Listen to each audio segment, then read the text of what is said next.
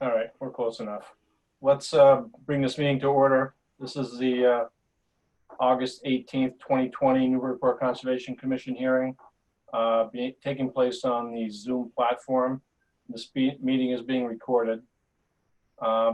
First item on the agenda are the approval of the meeting minutes from August 4th, 2020.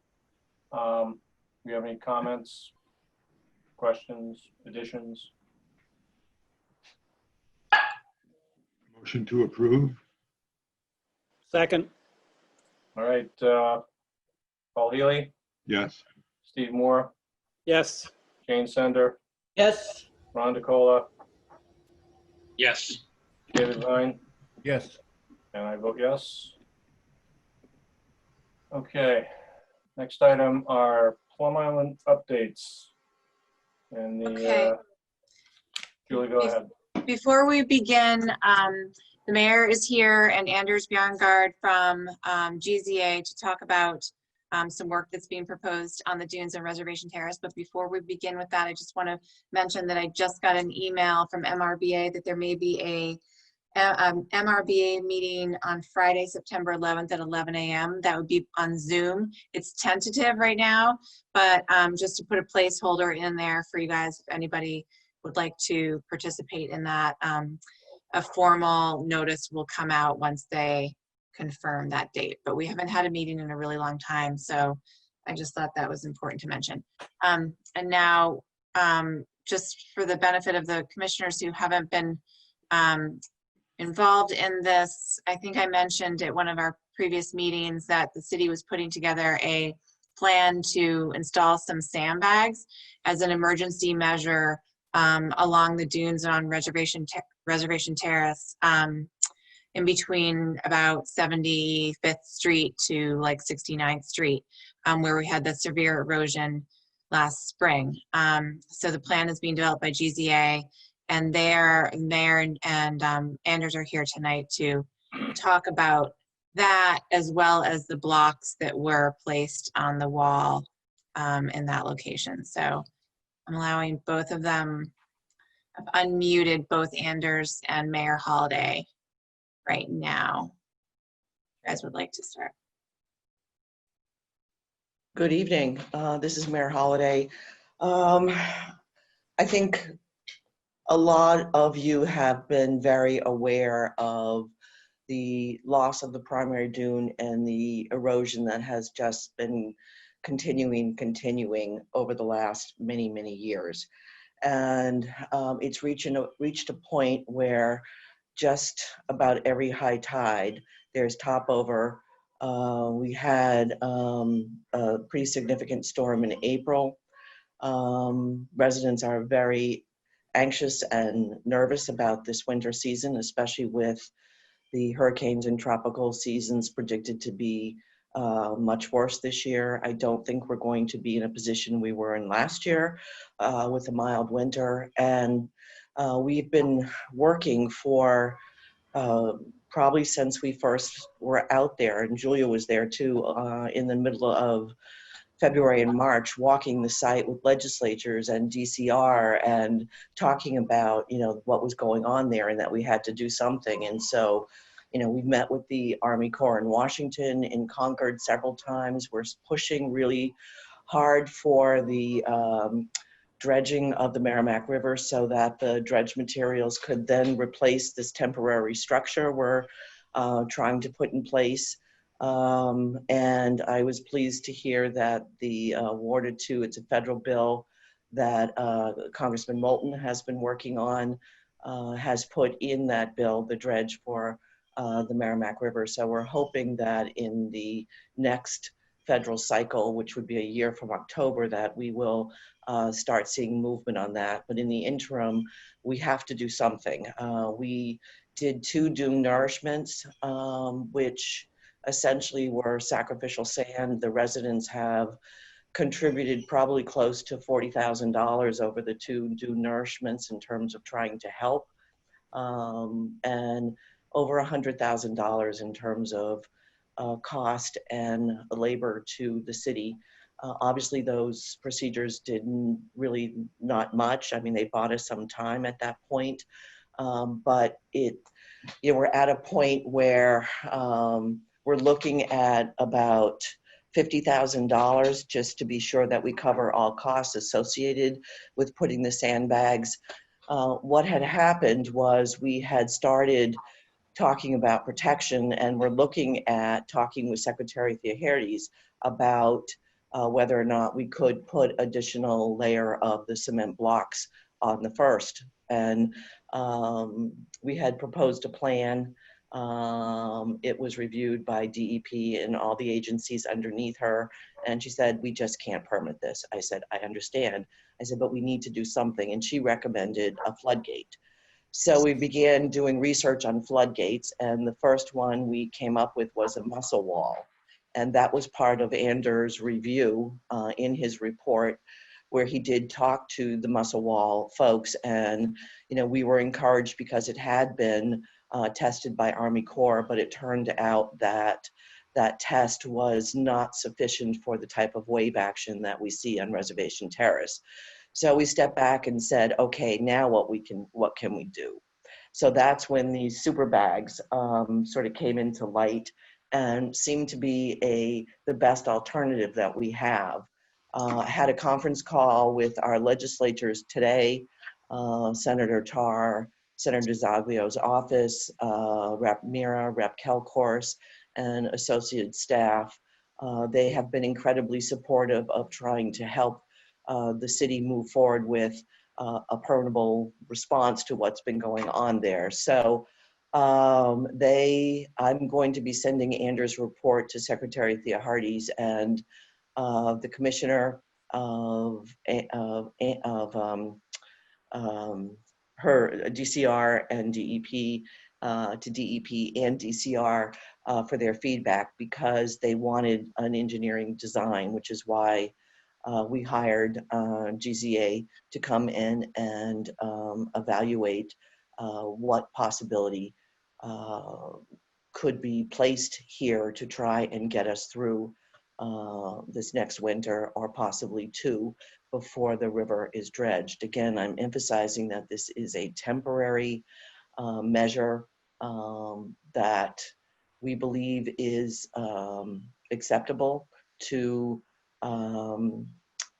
DEP and DCR, as well as Secretary Theoharides. So that will be our next step in terms of pushing all this information to the state agencies, and hopefully we will get their blessing. And we're here tonight to discuss this with you, and hopefully we'll also get your support to move forward.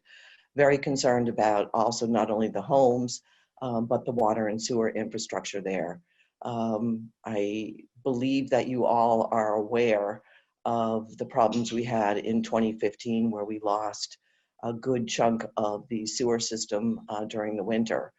We have made some upgrades, and the system is now alarmed so we can respond faster, but there still is a high degree of concern about losing the water and sewer system there and the impact that would have on the residents.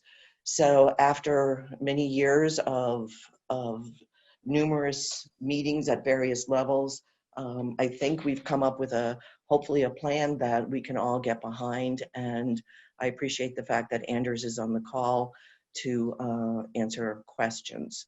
So Anders, I don't know if you want to pick it up from here and just sort of talk about your evaluation and where we are. Sure. Thank you, Mayor. Can everybody hear me okay? Yes. Great.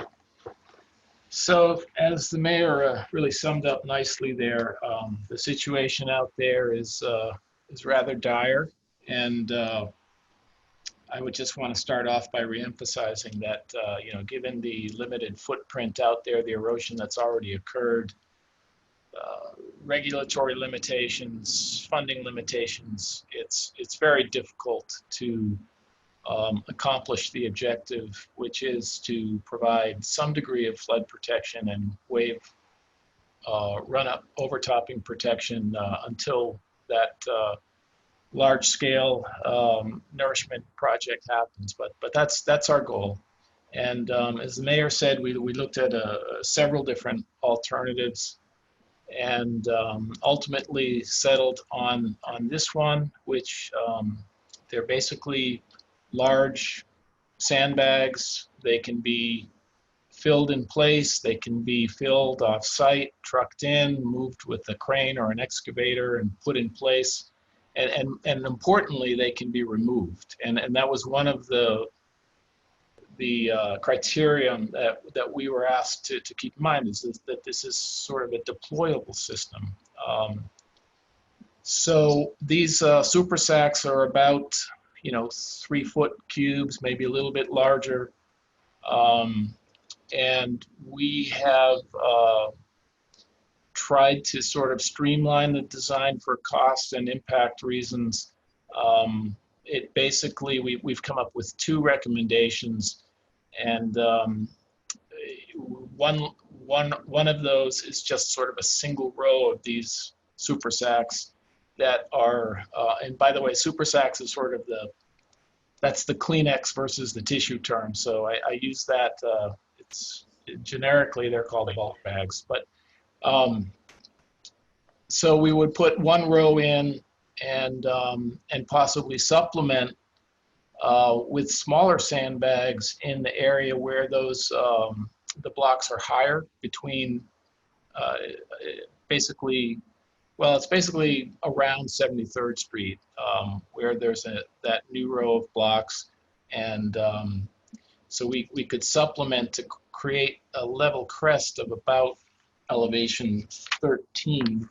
You want to, whoever's in control of the slides, if you want to, so these are existing conditions. Okay, you jumped ahead to the cross sections for this single row. And let's back up 1 drawing, please. Okay. This one? Number 12, I believe it. No. This one? We were on number 12.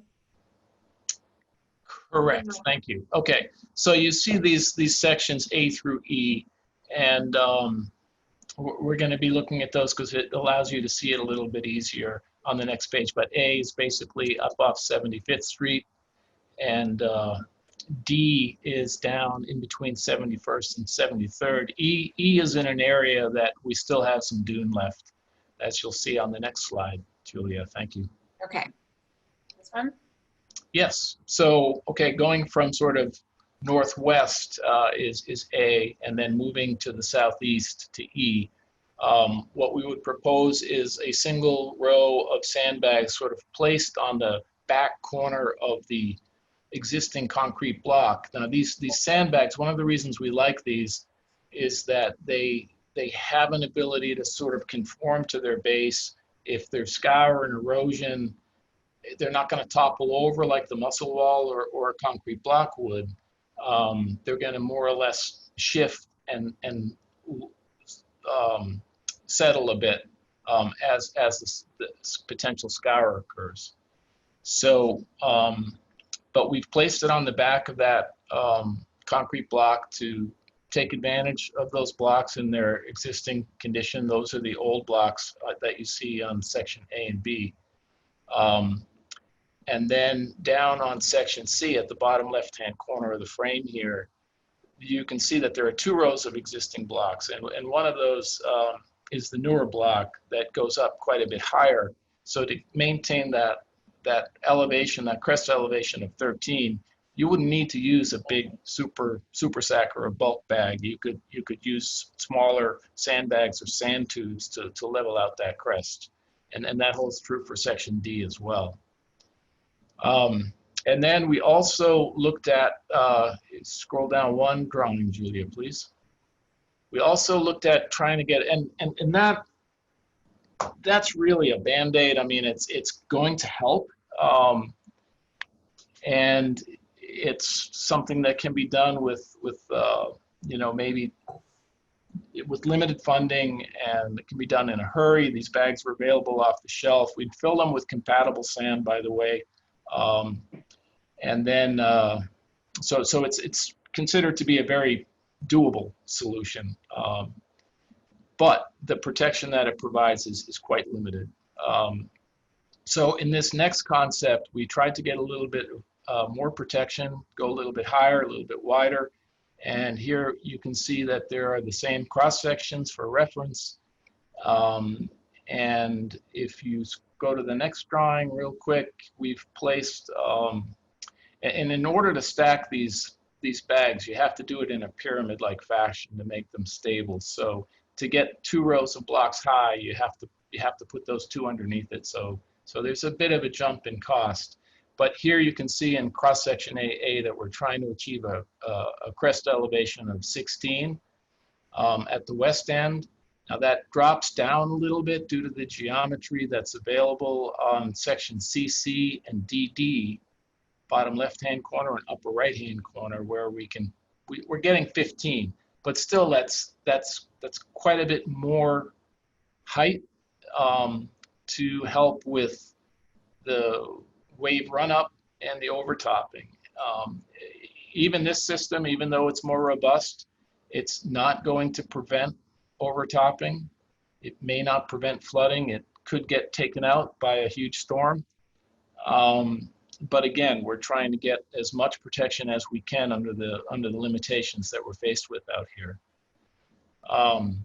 As I mentioned, this one's a little bit more expensive. One thing I did want to add is that some of you may remember the core or choir envelopes that were put in place back, I don't know exactly when it was, maybe a little over 10 years ago, by the Blue and elsewhere on the island. And I was speaking with Dave Lager, who's now with Sumco, just to try to get a sense to evaluate that option. And if you were to do that correctly with embedment, it would be quite costly. But in a scenario like this, where it's sort of a temporary emergency situation, if you forego that, and you could basically just substitute those core envelopes for these sandbags. So you could use this exact same design, but instead of these super sacks, there'd be the core envelopes filled with compatible sand. Just something I want to mention because the cost looks comparable, and ideally, when this goes forward, the city can evaluate that cost difference. So I wanted to point that out as well. Tried to keep that brief to leave some time for questions because I know you probably have some. Thanks, Anders. Yeah, Just wanted to Anders, say one thing before go ahead. before you go on, is that there was someone who said that they thought DPS put those extra cement blocks out. That is incorrect. We did not do that. We know that, it has to be something that is permitted, and it was self-help by a resident. I assure you, we did not do that. Okay, no, I would believe that. With regards to those blocks, Anders, you're saying that you're going to be leaving those blocks there? That's what our design was based on. It was ironic because about 5 minutes after I sent this report off to the city, I did get an email from Julia about concern over those existing blocks. But yes, our current design takes advantage of those blocks and incorporates those to help gain as much protection as we can in the short term. Yeah, I understand that, but I'm personally not good with leaving those blocks there. Somebody illegally put them there, and I'm not good with it. Wasn't that a project that was brought forward and we discussed it and then they had backed off of it? I was under that impression. That was the lower level of blocks. They were removed because there was a property, whatever, and then they decided not to go ahead with that property line thing. And I think we didn't really want them to put back at all, but I believe DPS put the lower line of blocks back. But I don't see how we can approve something that's illegal to be part of a new design. Well, we can remove the blocks and just put the sandbags there. Absolutely. Yeah. Right. That's put the bigger sandbags where Okay. those blocks are. That's You could do that, and respectfully, I understand the issues associated with those illegally placed blocks, but if you could delay it you would get more bang for the buck here, but that's just something I want to point out. And by delaying it, I mean, you know, yes, they will be removed, but they'll be removed maybe in the spring, or maybe optimistically, from my standpoint, a year from this spring, so that we'll make it to the nourishment project. Well, respectfully, I have a big issue with leaving them there. They were legally put up there for the same reason, but they're illegal. The other ones were put up a long time ago, and I'm not good with leaving them there. I wonder if DEP is going to have an opinion as well about the recent blocks that were placed. They don't want them there. Yeah. I mean, because we looked at a plan for adding more blocks there, working with the secretary, and DEP said, we can't permit this. So we knew we couldn't do that. So that's when they gave us the floodgates, and we started down another path. Because, you know, as I said, we've looked at every possible option that we can to protect this area. So we would be perfectly happy to remove the blocks that are there, despite the fact that they could add a little more protection. But, you know, knowing that they are illegal, and they were placed illegally by self-help, by residents, and we would replace them with these super sacks. I'd just like to mention too, thanks Donna, that knowing how important this area is to the residents, the longer those blocks are left there, the harder it's going to be to have them removed. And Right. given the timing with implementing this project and removing them at the same time, I think might be easier for people to accept than the longer they stay, than pulling things out when you've already got sandbags on top of them. It's just going to be more difficult for everybody. So this might be the best time to do it. Okay, agreed. So these sandbags, super sacks, whatever, are they going to present a solid wall to the waves, or is there going to be sand placed in front of them so there's a run up? Because if it's a solid wall, you're going to get a lot of scour. The wave's going to hit it and backwash and eliminate whatever sand is there. It will act as more of a solid wall than, you know, vegetation or something like that. I mean, that existing row of blocks does provide some scour protection, and I'm talking about the older blocks. Right. But yeah, there is that issue. Anders, do you think that using the coir bags as an alternative to these super sacks might actually offer better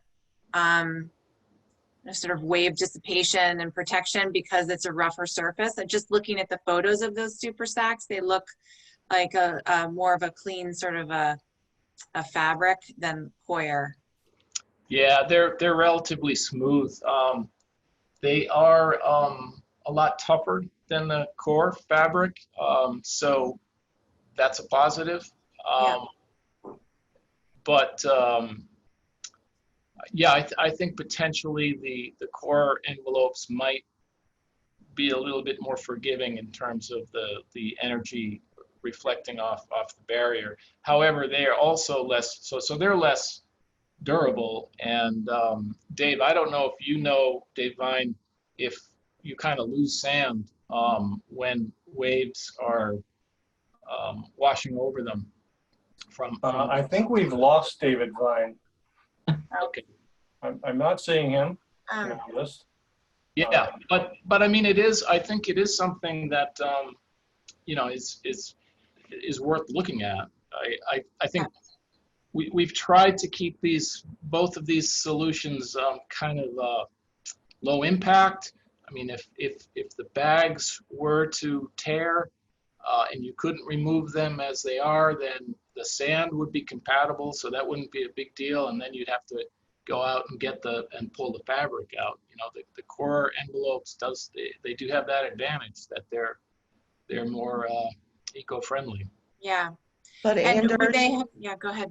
no, Anders, my understanding is when we were looking at that is that it would be really difficult given the state of the current environment there, that it would be very, very difficult for us to get onto the beach to put these things in, as opposed to these sand super sacks.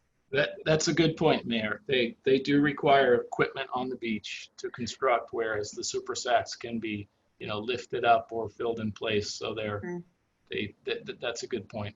And So that's a you real can't- concern. That's a real concern for us in terms of being able to deploy this fairly quickly. Yeah, for me, I'm totally fine with these bags. I'd almost, because they're temporary and, you know, we have hurricanes getting juiced up in the, around the equator now. I'm fine with putting these sorts of bags out there so long as there's, you know, an expiration date on them, Okay. just as a temporary solution. Thank you. Do they, Is it- quick question, do they need to be staked in place? Are they gonna get pushed around? I mean, Anders mentioned that they, as opposed to like a block or something more solid, they won't get pushed around. They'll just sort of settle and mold to where they are. So they don't need to be staked in the way like the coir bag would need to be staked in place. Is that correct? That's correct. They rely on just the mass of the sand. But again, you know, big waves, storm surge, it's the survivability of that system is not guaranteed by any stretch. Just want to be clear about that.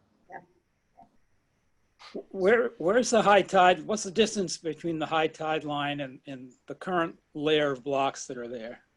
Yeah, if you look at this cross section here, you can see mean high tide. Any one of them, it's about 3.82. It's a dashed line. And then you can see the blocks. The older blocks range from about 10 to 12. Julia, could you zoom in on just one of the cross sections? Sure. Yep, sure.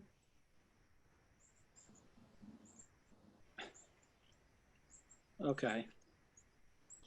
So that's, I mean, that's not bad. But you know, again, if you have a storm surge, you're right up there. Yeah. So there's about 40 horizontal feet and not much vertical. Yes. Welcome you're right. back, David. Yep, you got about 40 feet laterally and about 6 feet vertically. Yeah. So would it help if you put sand in front of the blocks and bags so that there's a slope there instead of a vertical wall that the waves are hitting? It would help for a short period of time, Yeah. but I think that would be pretty, you know, insignificant in terms of the winter season. Yeah, I can't imagine that sand lasting more than 1 or 2 waves. Yeah. David, you had any comments on this? Yeah, I had a little technical problem here, so I missed the last couple minutes. I was curious, I'm sorry if you already said this, what are the bags made out of? It's like a nylon mesh fabric. So if you're familiar with some of the woven fabrics that might be used on a silt fence, it's similar to that. So when you do these, you're going to have to remove them per DEP? I mean, they're not going to allow this as a long-term solution? Correct. These are definitely designed to be removed once they serve their purpose. And they've got these straps that are, you know, sewn into the bags, so you can pick it up with a crane or an excavator and full of sand and move them. You know, if they get damaged, you may not get all the sand, right? Because the sand may pour through if they get ripped by a log or something like that over a winter season. But the good part about that is you've got compatible beach sand, and you get that fabric up and out of there. Yeah, where I was going with that was that you had mentioned that the core bags comes in and around the same price, and those could stay there. because they're biodegradable? Or is that still correct? That's my understanding, that they're biodegradable, but I mean, one of the issues was that the fact that they could stay there makes them difficult to permit. They're not temporary. They're not deployable. Okay, so David? DEP. And David, we also looked at that and the difficulty in placing the core bags on the beach. You need equipment on the beach. That's very expensive and very difficult with the loss of beach there in order to deploy those. It would be better to use these super sacks And at then this point, just in terms of cost, deployment, and we don't have a lot of time. I'm getting very nervous about the time factor here. yeah, I would assume that these could be constructed much quicker, because Right. just thinking back on those others. I mean, it would have been great if when we had a logger out there for 4.5 years ago, and that was the plan that we had come up with, but the cost was almost $500,000 then to do these. And, everybody just sort of said, well, that makes sense, and walked away. And here we are almost 5 years later trying to figure out a solution. So. Yeah, the reason that was so expensive was because they were digging it down to get the required scour for a permanent solution. Okay, yeah. And so these are, and as you said, these are preferably going to be in place until, not this coming spring, but the one after. Or when the dredge occurs, we're, hoping that based on the bill that was filed by congressmen and the fact that we have been completing a 204 study with Army Corps of Engineer, and there is, their conclusion is that there is beneficial use of the sand being placed on Reservation Terrace. So that was a big hurdle to get through. So they're completing that study. I'm sure it will be talked about at the MRBA meeting in September. So we've been working on several tracks here in terms of getting the funding for Army Corps of Engineer and completing this study. And that, as I said, we've met several times in Concord with their teams. And so, they are clearly moving forward on preparing to do the dredge of the river, which is really needed also. Oh, definitely. And DEP is in fact okay with this temporary bag situation. Well, we'll know shortly. When we sent our first plan, which had the concrete blocks, and sort of talked about the history and how we're out of options, that's when the secretary said to me about looking at floodgates. And that's when we started looking at other options. And I would be surprised if because they have been out, they were out in April after the storm. I've been in touch with Eric Worrell several times about what's going on here. And they know that, we are really at the end of options here. So I can't imagine that they wouldn't let us do this because it is a temporary. And with the support of the secretary, I'm confident, or fairly confident, and with the legislature support, who are writing a letter today and to the governor in support of this project. So I'm hoping that with all of the different layers that we're using to sort of rally support, that we will get there. Okay. Are they contributing to the cost since this is their property, I think? They haven't contributed at all, and I'm very frustrated with that. And I've mentioned that to the secretary and to the new DCR commissioner. And so we are asking, because we're asking for 50 grand, because what we want to do is tap into the Plum Island Water and Sewer Settlement Account. We're, have used that very cautiously. We obviously had to replace all the metals in the hydrants, but we would like this cost shared. The residents have, as I said early on, contributed a lot of money towards the sand.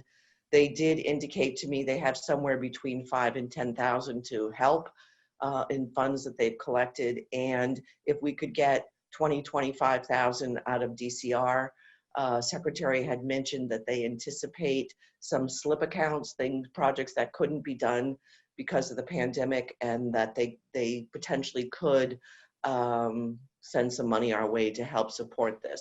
That would go a long way with trying to, because I need a super majority vote from the council to use money from that fund. And if we could count on some resident assistance and DCR assistance, I think the project would move forward much more quickly.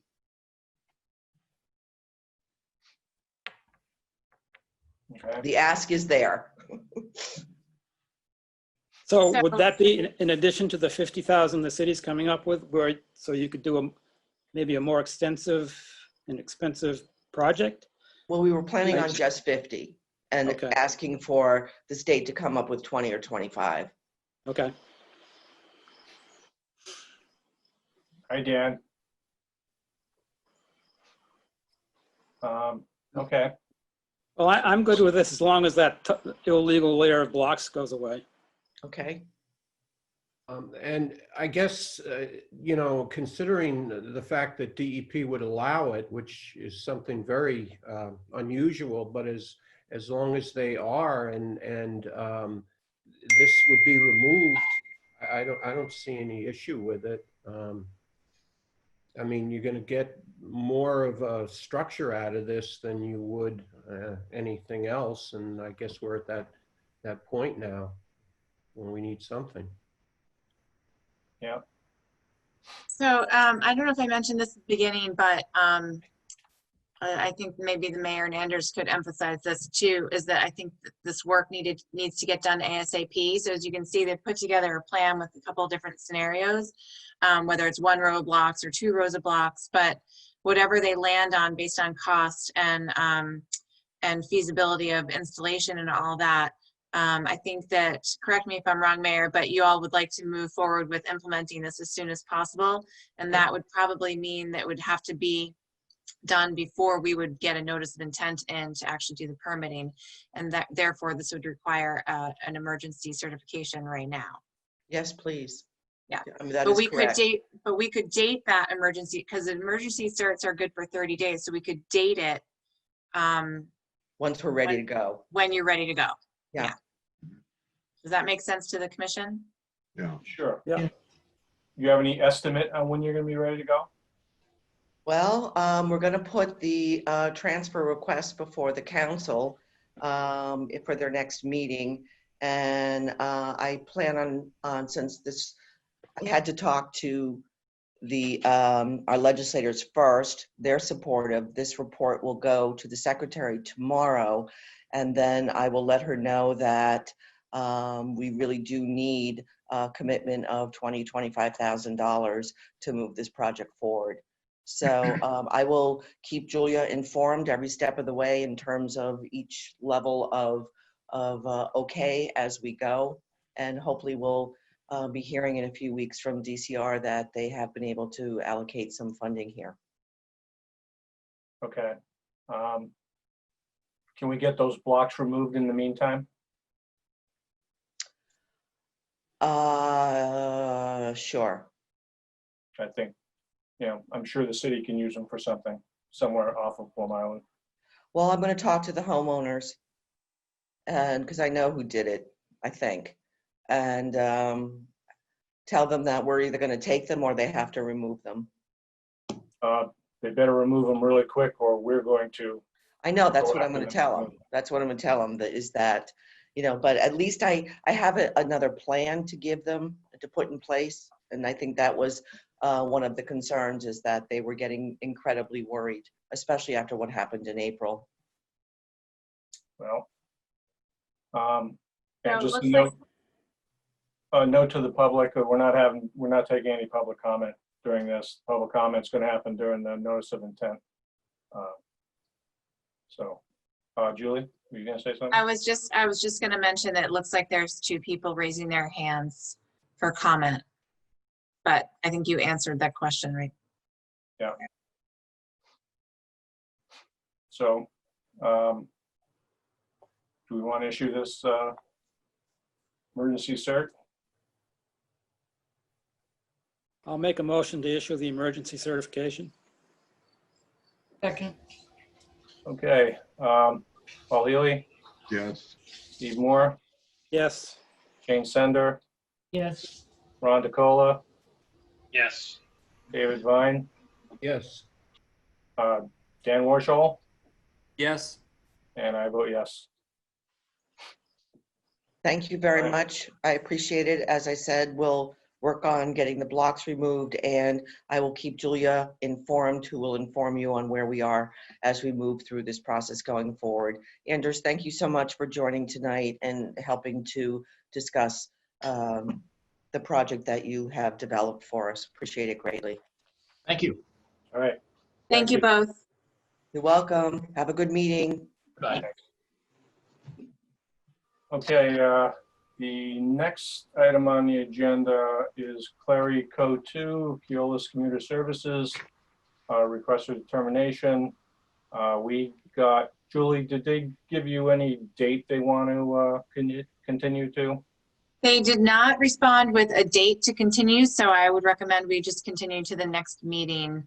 Actually, yeah, I mean, they mentioned that they wanted to continue out into late September or early October, and then they didn't I told them what those dates would be, and I never heard back on which one they'd like. So I would recommend we go to the second meeting in September for them. That's fine. So that would be the 15th. Yep. Make a motion. So moved. Second. Paul Healy, Yes. Steve Moore, Yes.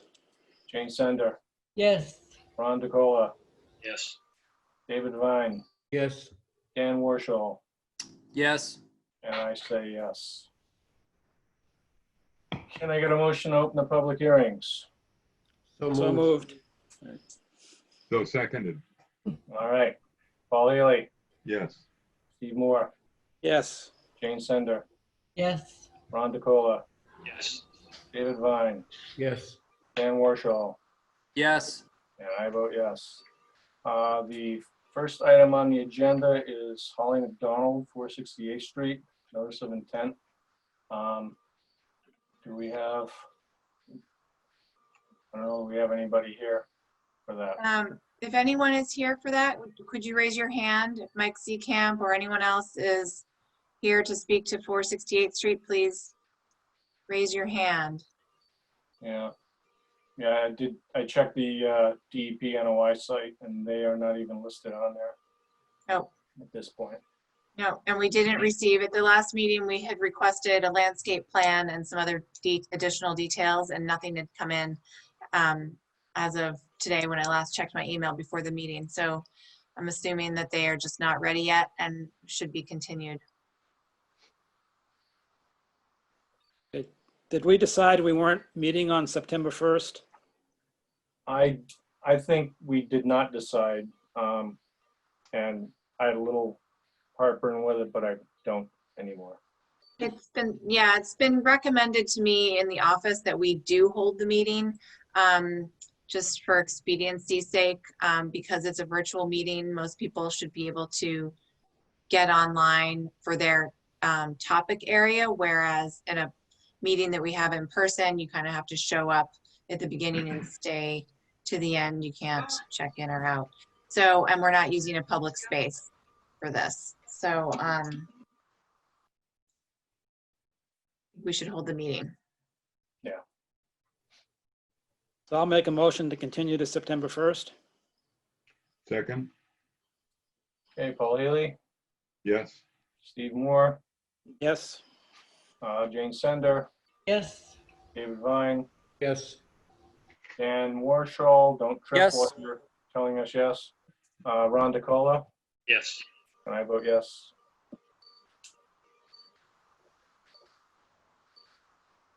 All right, next item on the agenda is Chris Rand, Seacoast Homes LLC, 192 Northern Boulevard, notice of intent. And they have also requested a continuance to the next meeting. Motion to continue to, Very good. Steve, you take it. motion to continue to September 1st. Second. All right, Paul Ely, Yes. Steve Moore, Yes. Jane Sender, yes, David Vine, Yes. Dan Warshall, Yes. Ron DeCola. Yes. I vote yes. So are they having trouble getting DEP to approve what they're doing? Is that, Well, I don't know that I would say they're having trouble getting DEP to approve, but the conversation right now is ongoing with DEP. And there may have been a stall in moving forward with that, but I don't know of any particular problems that they're having. I think there's just communication ongoing between the applicant and DEP. okay. All right then. On to Mass Division of Marine Fisheries, Plum Island Beach, North Reservation Terrace, notice of intent. They do have a number, which is 051-1040. Do we have anybody from there? Yes, we Mel. do. We have, let me just allow her to speak. I believe it's Mel Higgins is here. I've unmuted you, Mel. Yeah, I think you just have to now unmute. Let's see, I've unmuted you. Yeah, there Okay, you go. can you hear me now? Yes. Yeah. And Blake Martin should be on as well. Okay, let me see if I can, yep, I'll allow Blake to speak as well.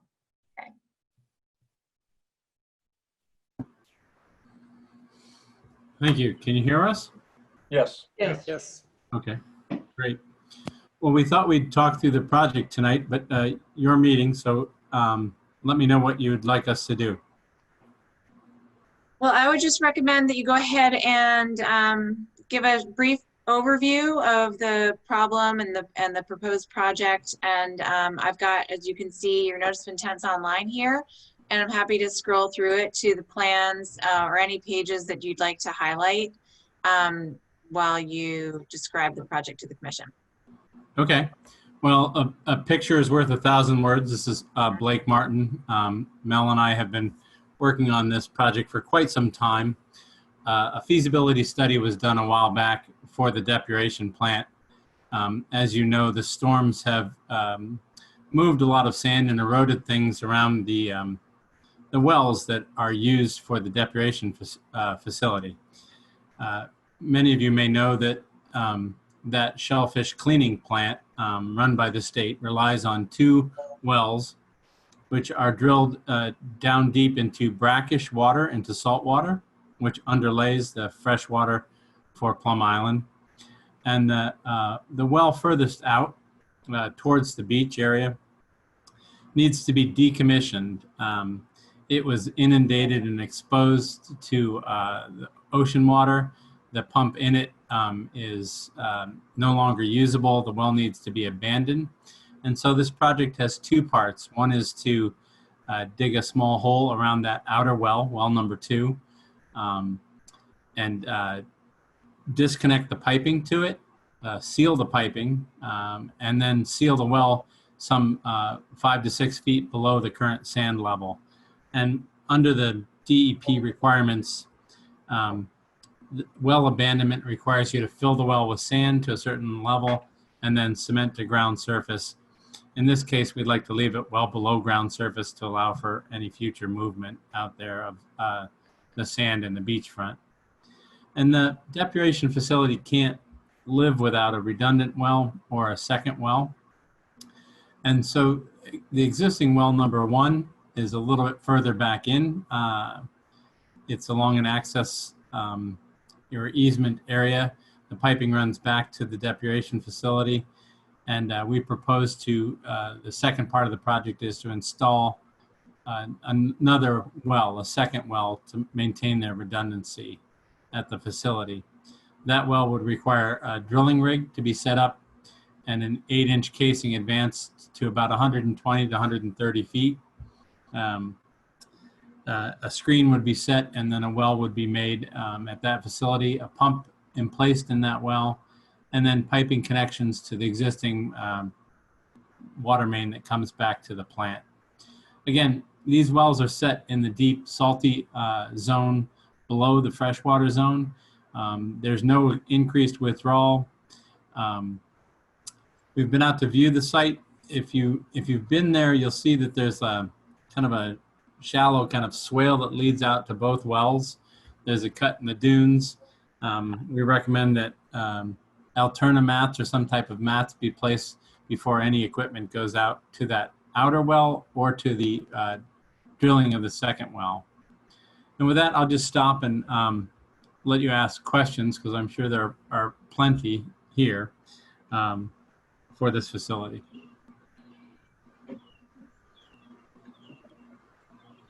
I'm curious if you have gotten the public comments. I think we received one at 6:30 today, and there was one a couple of weeks ago. I have been in touch with one public comment. A woman named Christina has asked me quite a number of questions about the facility, many about the freshwater aquifer and discharge from the plant itself. I believe that's the same person who sent in the public comment today, which I just got right before this meeting. So I forwarded it to all the commissioners, but I did not have time to forward it to the applicant before the meeting. That's fine. We had submitted to MESA. They've asked for us to do a study of the types of plants out there. And so that's still something to be done.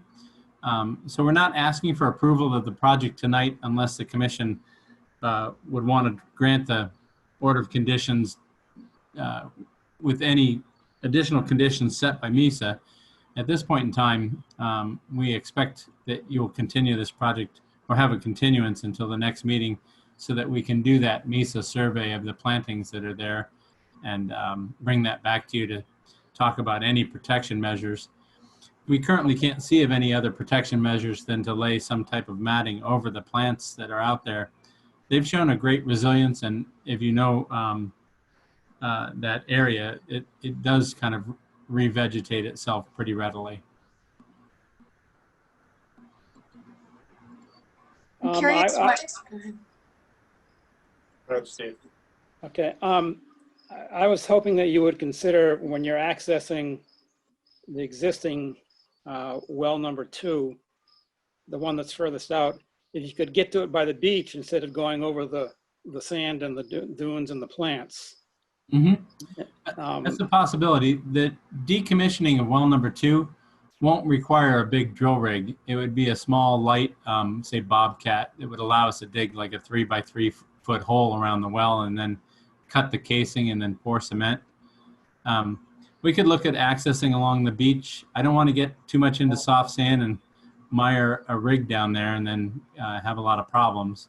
But we can certainly look at that. Well, it looked to me like, you know, the high tide is coming up pretty much near the well number 1 or well number, whatever is number 2. So the sand should be fairly solid, I would think.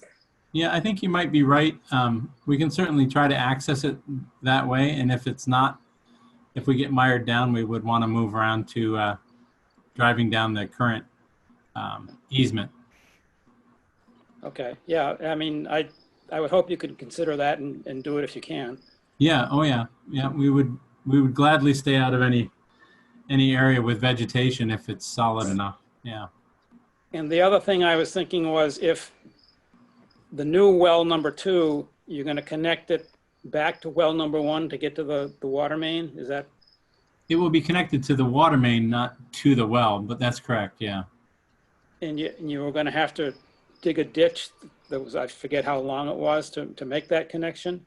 So we're going to be about 40 feet away from the existing well, but we think we'll only be within about 10 feet of the water main. So it should be somewhere between 10 and 20 feet to reconnect that. Okay, I thought it was a longer distance, but I don't know if you would consider burrowing instead of digging. Well, part of the problem, and I have to admit this, the plans that we have available to us are not necessarily as built. And so we actually have to find the water main, and we'll try and probe down to find it and then connect onto it.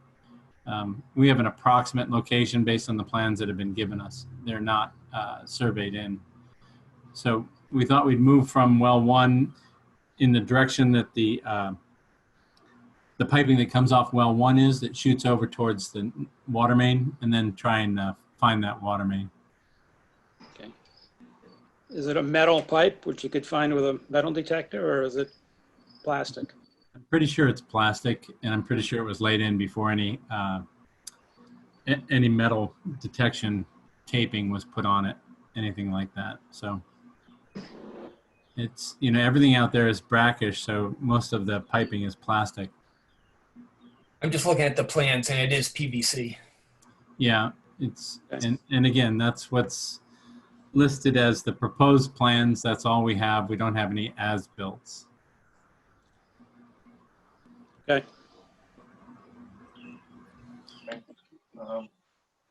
Would horizontal drilling be, I mean, assuming that you started off doing some test pits or do something of that sort, once construction starts, would the horizontal drilling then make sense?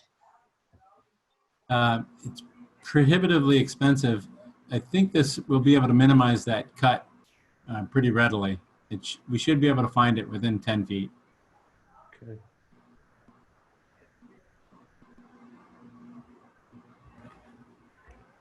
We have anything I guess else? Oh, the only way to access where you're going to drill the new well is by using the mats over the vegetation. It really is.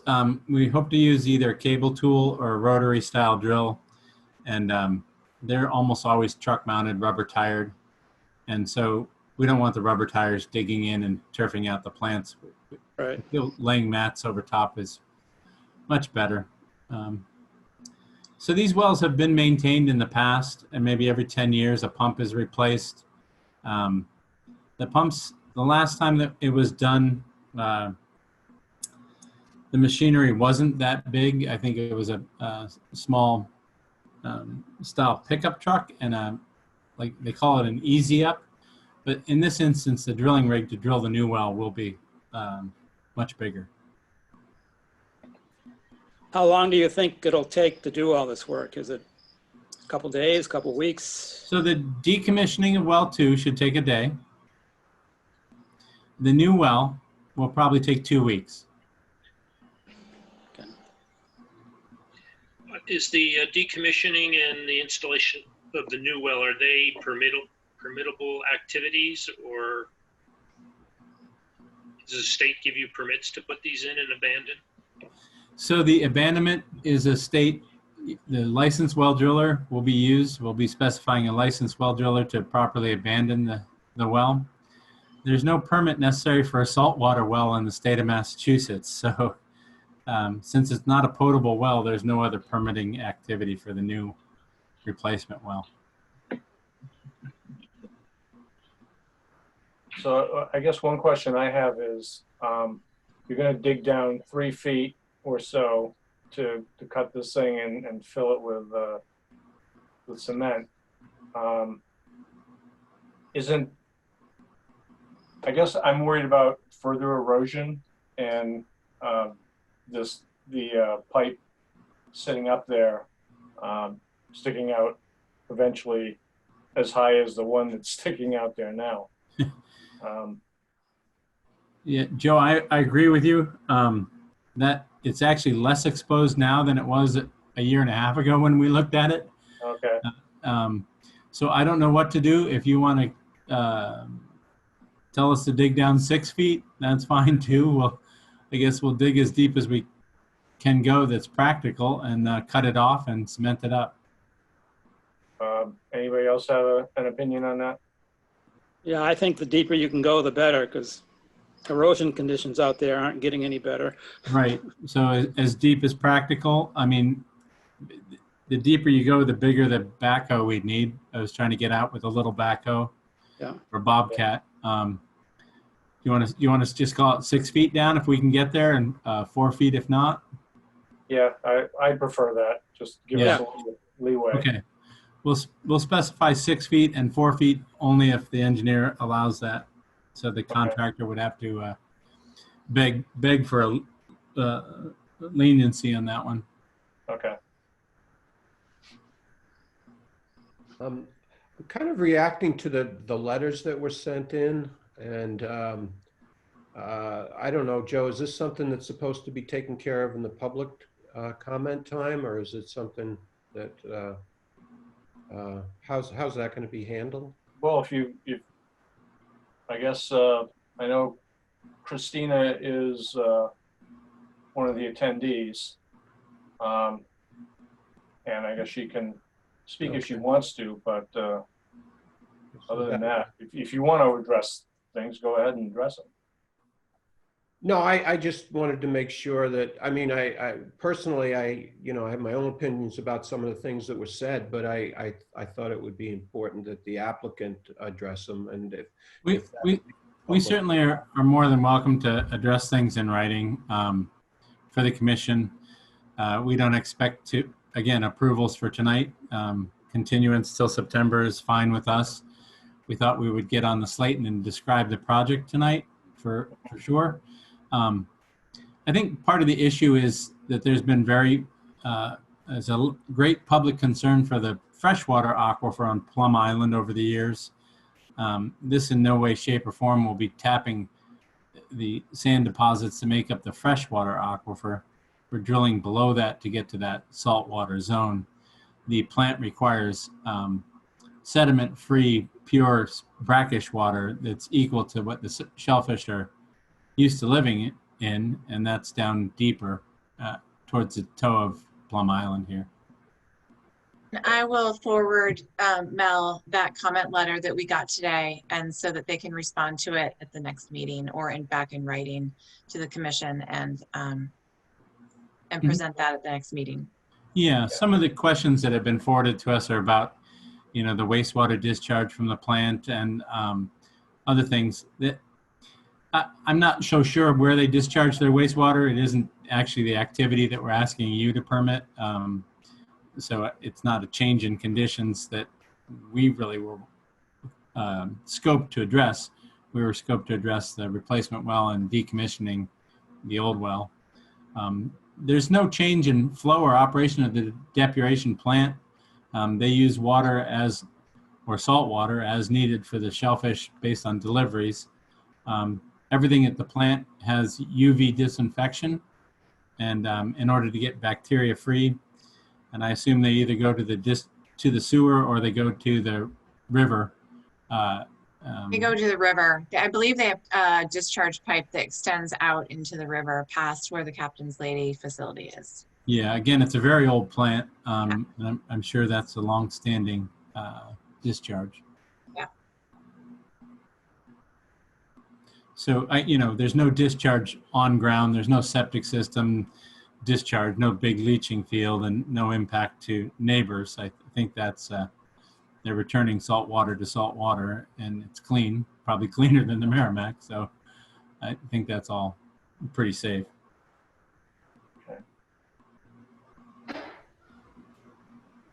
So with that, I just ask that you understand our project. We'll certainly answer your questions in writing, and if you'll give us a continuance to a date certain, we'll be back to you to ask for approvals after we finish the MESA study. Okay, let me just ask, are there any questions from the public? You have to raise your hand to let us know.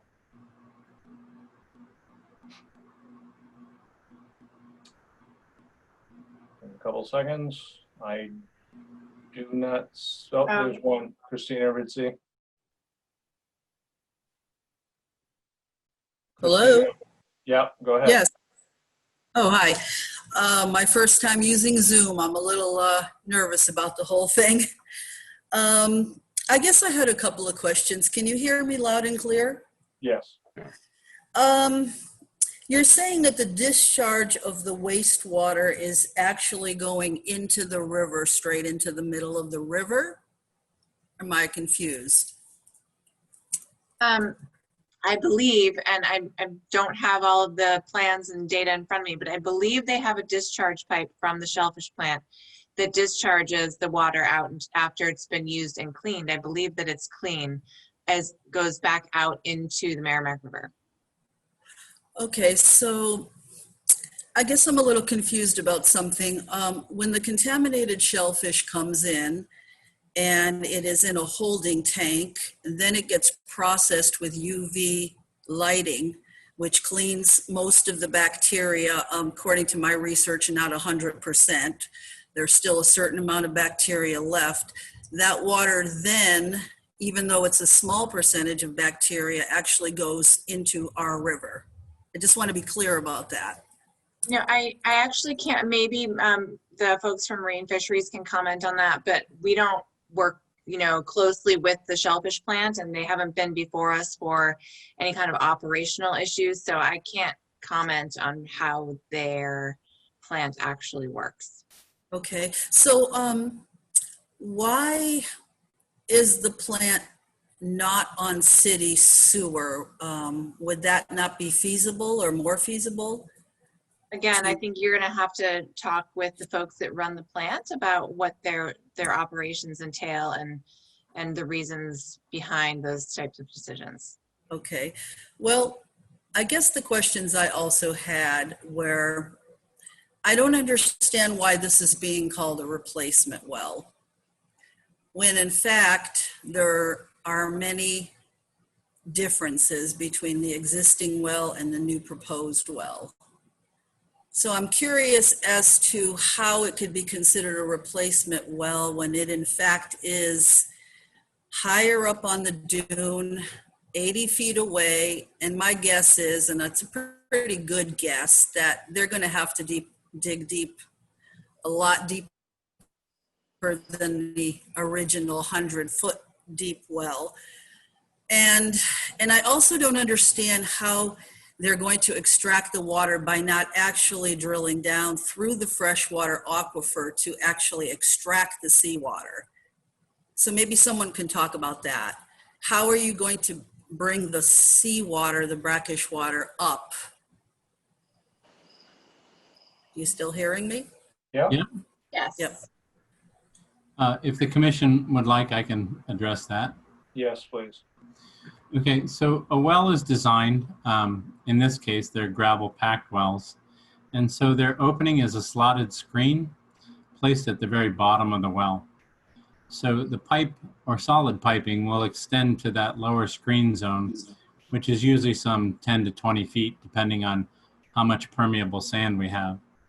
And so the extraction or the draw into that casing is through that screen zone down deep. How deep though? So the depth of the saltwater interface, right, is certainly dependent on the amount of fresh water over top of it.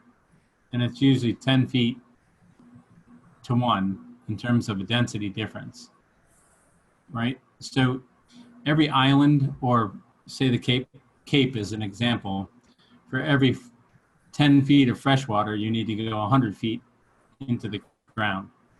And so it's hard to explain that verbally, but in this instance, we would expect we'd be going almost exactly to the same depth as well 1.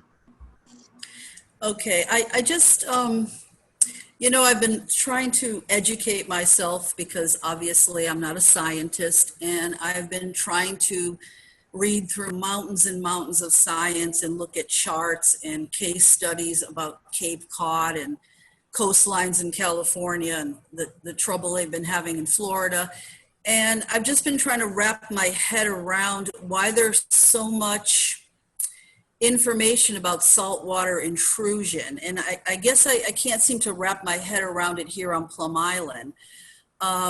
It seems to me as though you're disturbing a fresh aquifer, whereas the existing well was not in a fresh aquifer at all, or according to what I understand.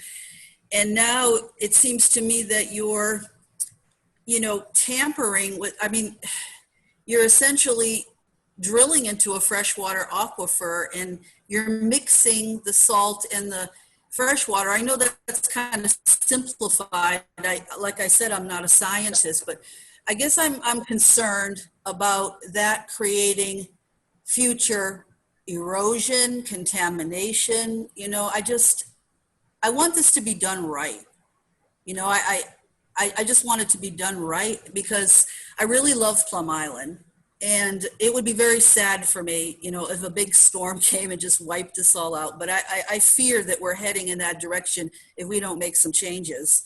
So that's my concern, really. Like, why do you need to draw through or near or whatever the freshwater aquifer? I know that's going to be difficult for you to explain to a layperson, but maybe you could try. Again, the commission, would you like me to try? I don't know. If you Yes. can. Yeah, go ahead. So underlying any big sand deposit or island deposit, that lower zone is supported by the ocean's hydrostatic head. So that saltwater zone is recharged by the surrounding ocean. If you're reading about saltwater intrusion, it's a different issue. The issue of saltwater intrusion is when people put wells in the freshwater zone above it and they pump too hard and the saltwater rises up, it upcones into the freshwater zone. In this instance, we would be creating a draw from that lower salty zone, which is recharged by the surrounding ocean. Okay. And so it wouldn't affect the freshwater lens like overdrawing from the freshwater deposits. And so it's a different issue. And I don't want to confuse them. So that's why we're screening it discreetly down deep. We'll drill until we find you can measure the salinity while you're drilling. And we're trying to look for zones that are around 10,000 micromos, which is seawater is about 30,000. So we like it to be salty and brackish. And we certainly don't want to go too deep because it just costs a lot more money to go too deep. So this is sustainable for Plum Island? Yeah, so there's no change in the amount of water that the plant needs, and it's been operating at these rates for over 30 years. I think one thing you got to realize as far as disturbing the freshwater is it's just a pipe that's going through it that doesn't have any way of gathering any fresh water. That's correct. It's sealed off. It's sealed in the freshwater zone, right? So is it possible that that pipe could eventually, say, corrode, or there could be some fissures that start contaminating anything there? Or am I like barking up the wrong tree here? No. So that's why we're abandoning the old well properly. We're filling it with cement. This new well, the actual hole that's drilled will be larger than the 8-inch casing, and there'll be cement placed against sand and then the steel pipe. So the steel pipe is generally got a 50 to 100 year life if it's encased in cement. Okay, so it's just a matter of how do you monitor something like that? You just wait until there's problems, or, I mean? Well, they monitor the wells periodically. If fresh water were to leak into the well, they would see their salinity drop, and then the casing could be video inspected and another replacement well drilled and this one abandoned as well. But again, these two wells have been there since 1980s, and that's, you know, a good 40 years. And we're not abandoning them because the casing is broken. We're abandoning it because the well's no good and it's in a bad spot. Mm-hmm. Okay. Well, you know, I feel a little bit more comfortable. Yep. Christina, if I could just mention, you asked about the wastewater discharge. I just want to let you know that a discharge out into the river would be considered a point source discharge, and that would have to be permitted by EPA under their National Pollutant Discharge Elimination System permits. And so my guess is that the reason why they don't go to the city sewer system is because the water has been tested and is clean enough to be discharged directly to the river. It would have to have been tested and be monitored to make sure that it is clean. It's probably cleaner than what comes out of our wastewater treatment plant, which also is discharged into the river. Mm-hmm. I think that's exactly right, Julia. But I can't, I'll try to confirm that for Christina in the next week or so. Yeah. Again, that's not really what's at issue in terms of the NOI, but I'm happy to try to get those answers for anybody that wants them. Yeah, it's all, it's all interrelated, and I know there are different departments and I'm not familiar with them, but I just needed to feel like I had to have a voice in the situation rather than sit complacently by. And I felt like I needed to understand some things. So I really appreciate your time. Understood. And thank you very much. Thank you. Anybody else from the public?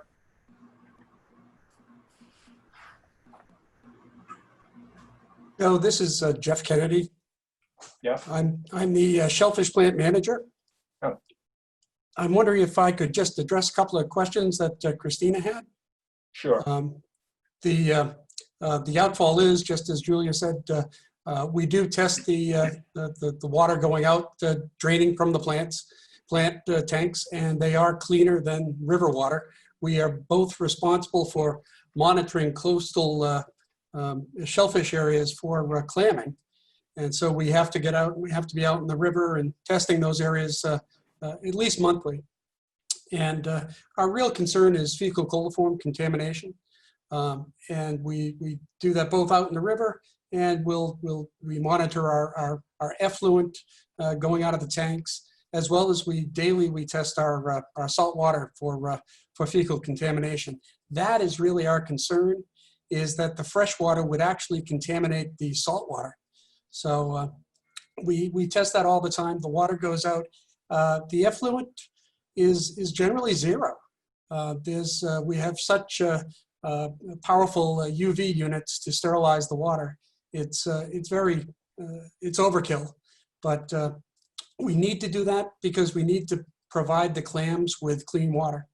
So what's going out into the river is actually cleaner, and we don't add anything else to it. It's just salt water at the same salinity. I think it varies a little bit. I think from the well water, it's 30 to 32 parts per thousand, and the river water is 32 to 34 at high tide, and it can be down to 15 to 20 at low tide with just river water. And then as far as why not put it into the sewer, we had that discussion before with the operators, and they don't want to take that risk of adding salt water to the to sewage, as it may impact some of their bugs at the treatment plant. So that's really not an option. And the volume is pretty high. It could be as high as maybe 5,000 gallons a day, and that would be a significant tax on the sewer system. So I don't think the operators would be in favor of that either. Can I ask you a question, Jeff? Certainly. How do you deal with, this is not going to be a popular thing to say, but how do you deal with boats emptying their tanks at the mouth of the river? I've literally witnessed boats emptying their waste tanks, and I was appalled, blown away by it. I was just there about a month ago and revisiting the point. And I brought my beach chair there. There were fishermen lined up with their fishing poles. It was beautiful. It was relaxing. And all of a sudden, I see all this white, foamy, brownish, sludgy, foamy kind of stuff and coming from the direction of the boat. And it wrapped itself around the captain's lady and her hull and the dock, and it sort of made its way clinging to the edge of the water. And I was mortified. And do you find that that's a problem there, illegal dumping or emptying of boat tanks? I know this is not a popular subject, but. Right. Jeff, I'm going to give you a minute to answer that, because that's got nothing to do with what we're talking about. When you say you're measuring fecal matter, I don't know. I don't know how that. Ever so briefly. Briefly. It's enforcement is generally a local harbor master issue and Coast Guard. But Massachusetts is a no discharge zone. It's illegal to dump. But I think what you're seeing, and I've seen it for years sitting in my office, is natural seawater. It's those enzymes and proteins in the seawater. They foam up. The river is a freshwater river. There's a lot of tannins in it. It's very brown at times, and that can flocculate, and you can see the foam, and it really is just natural processes. I've seen it. I've actually tested it years ago, and it comes up as zero. There's nothing there. So I know it does. I know exactly what you're saying, but I don't believe that what you're seeing is actually boat sewage. And I'll stop there. Joe, I had a question. Is the commission inclined to approve this with contingent upon any other issues that MESA comes up with for protection measures? Well, if they want to do a motion, they can. I'm not. I'd rather see what MESA has to say. Yeah, I'm fine. That's fine. Yeah, because if they come up with any changes to the plans, then you have to come back. In addition, Right. if they propose any special conditions, we would want to wrap those into our order of conditions, which we would need to Understood. vote on. So yeah, it makes sense to wait. It does. That's fine. Sometimes you say the condition is that you'll meet all requirements of MESA. Yeah. Usually we like that first. Yeah, that's fine. We're planning on looking at that MESA study as soon as we can and getting it back to everybody. Okay. So do you want a continuance to the next meeting? The 15th, I think. 15th? Okay. Jeff, do you have a preference? Is the 15th okay? That would be fine. September? Yep. Okay. Motion to continue to September 15th. Second, All right, Paul Healy, yes. Steve Moore, Yes. Jane Sender, Yes. David Vine, Yes. Dan Warshall, Yes. Ron DeCola, Yes. and I vote yes. All right, thank you, folks. Thank you for your time. Thank you. Thank you. Okay, can I get a motion to close the public hearings? So moved. Second. Paul Healy, Yes. Steve Moore, Yes. Jane Sender, Yes. David Vine, Yes. Dan Warshall, Yes. Ron DeCola, Yes. and I vote yes. First item is enforcement violations, 1176th Street. We get Tom. Yep, turned let on. me just unmute him. Tom, can you unmute yourself, or do I need to? There you go. No, unmuted. Thank you. Okay, all right. So to update the commission, if you remember at the last meeting, we promised to come back and give you a sense of the most aggressive timetable we could make on all of the issues. And so I'm back to do that.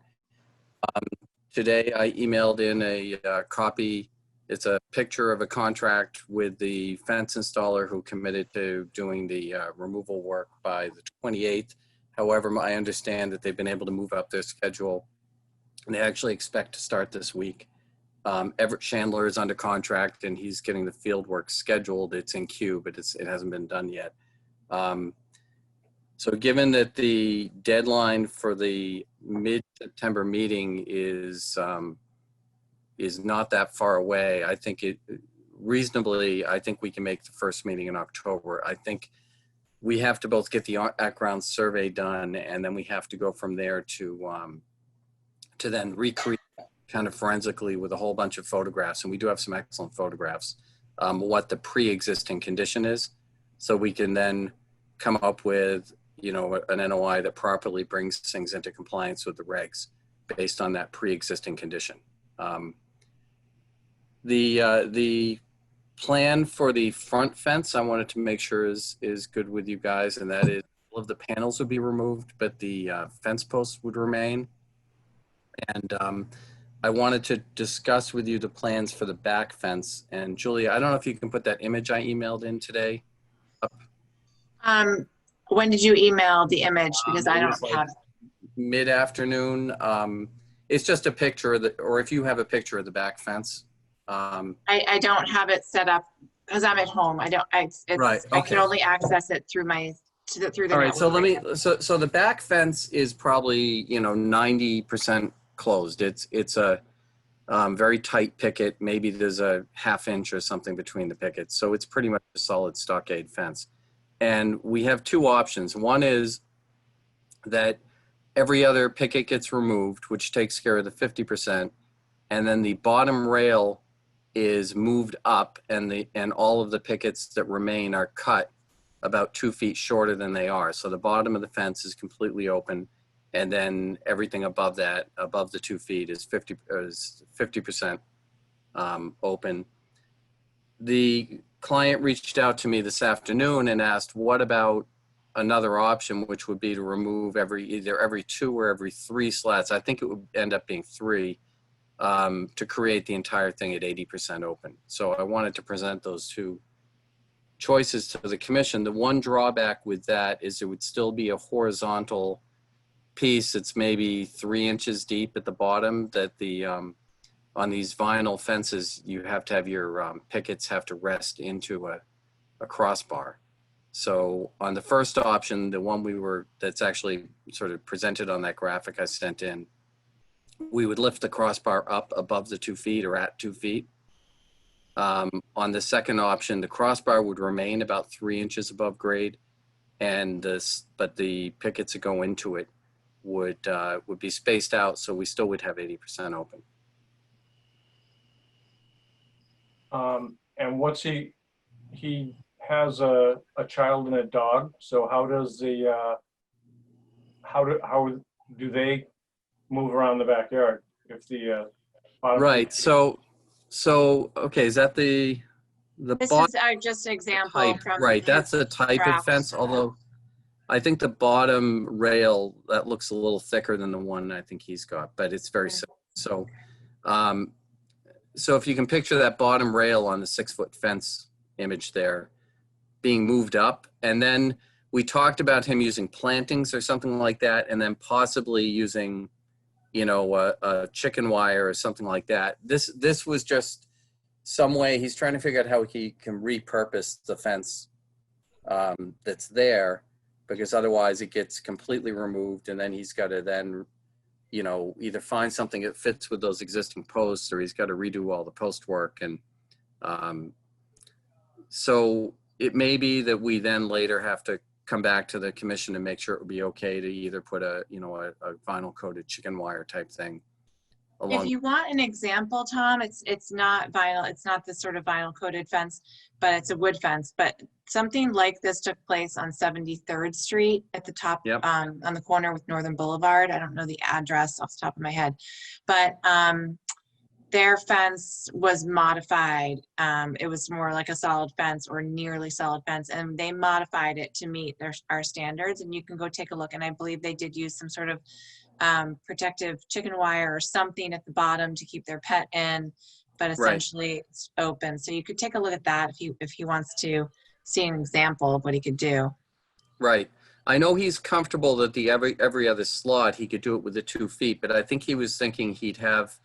I'm not sure I'm not sure if we went with every 3 slats being removed, if that openness would then create the issue with the kids and the dog, that he may be thinking that it would be a little bit more closed. But so the question, would that crossbar, if we can show that even with the crossbar it's 80% open, would that be acceptable? Because you would have the crossbar itself being solid for those, whatever. And Tom, is there a way you could like submit a sketch of what you're talking about so we can take a look at it? It's hard to say without being able to see, the actual openness and evaluate it, looking at something concrete. Right. As I said, we just discussed it this afternoon. So what I can do is I can try to, I've got to go out or have him measure those slats and openings and all that. And then I can figure out how many would come out, and then I can create a graphic and email that in. So whatever, I guess what we could do, since we're going to be doing that work possibly this week, is why don't I try to get that to you in the morning, and then if it's acceptable to you, we would we just go forward with something that is acceptable to you in terms of retrofit of the fence. But I don't know, it's not, doesn't need to be acceptable to me. It needs to be acceptable to the commission. Right. So I guess the question is if I can show that it's 80% open, but it has that crossbar within the bottom 2 feet, is that an acceptable thing to the commission, or do you want the crossbar out of the bottom 2 feet? Because that's the ultimate question. We can figure out the retrofit after that. Yeah. I think for me, I want that out of the bottom 2 feet, because it's straight across blocking, at least 3 inches of sand movement. And I want to see it, or I'd like to see it up to the 2 foot mark. Right. Okay. Is that so the commission? I agree with that. Anybody else? Yep, I agree. Yeah, no, I think that's probably the better thing to do. Okay, so we will, I'll work with Bobby. The graphic I sent in is really just a picture of it with a verbal description. I will mark that up better for you, Julia, with exactly what we'll do to retrofit, to have that bottom 2 feet, meet the 80% openness without a horizontal member. Okay. And then I'll talk to him about whether we need to stretch chicken wire or, rabbit fence type thing across there as well. But we are moving forward with everything. As I said, surveyors under contract, the fence people are under contract to do this. And as soon as we get the existing conditions survey of current conditions, we'll then forensically create a pre-existing conditions plan, much as we did on a couple other projects that have been before you with enforcement, to then try to figure out how we bring everything into compliance based on what was there before. And Julie, when you get that drawing from Tom, can you send it out to all of us, blank carbon copy, so no one replies to all, and we can comment on. Okay, will do. I will try to get that to you as early as I can tomorrow. Okay. Tom, sometime before we actually get the NOI, could you send us the pictures you're using for your forensic analysis? Yeah, I will.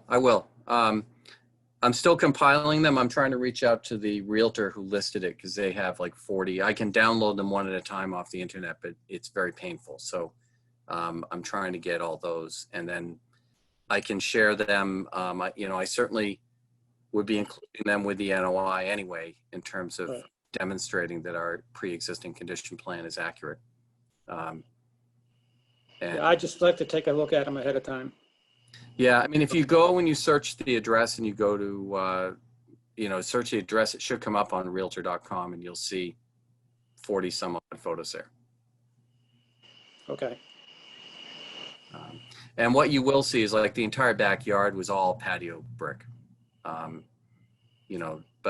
But it also looks like there was vegetation here and there, and there is vegetation now. So we need to quantify and figure out, okay, how much additional vegetation, if the numbers don't work, how much do we need to add, and all of those things. So we're going through that process.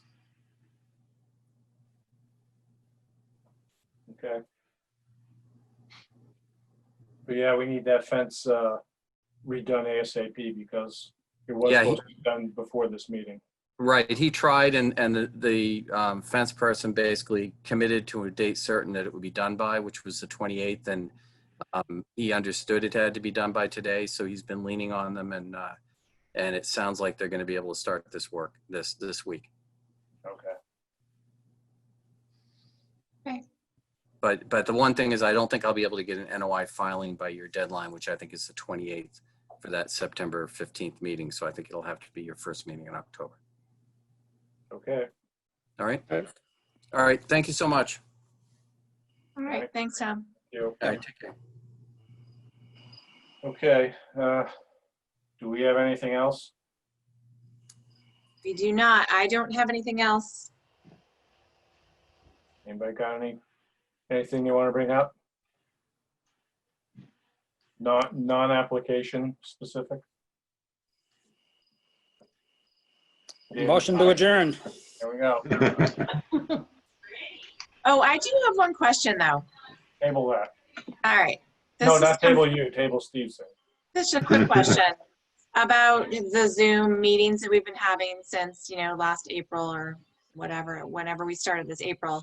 The city council is sort of discussing whether or not they'd like to go back in a hybrid, sort of part in-person public meetings, and some people could be on Zoom. They'd have limited public access to the actual meeting, but some people would be there regardless. I'm not actually familiar with all the details, but what I wanted to know from you all is just to get a sense of how you feel about how the Zoom meetings have been going. Do you feel like you have had an easy time participating? Do you feel, not to speak for the public, but is your impression that the public has had adequate access to our meetings? I think they have adequate. Yeah. We've certainly had more people listening to and commenting at some of these applications than we normally do when we're at the senior center. Right. And I certainly have no problem doing this. I actually think they're kind of efficient in a lot of ways. I mean, as far as the consultants being able to join us, they are being able to join us tonight. I mean, it just makes so much easier in a lot of ways. Yeah, my only issue is that I'd like to be able to see the people that are speaking. Yeah. Right, right. And we could potentially allow that. We can work on that.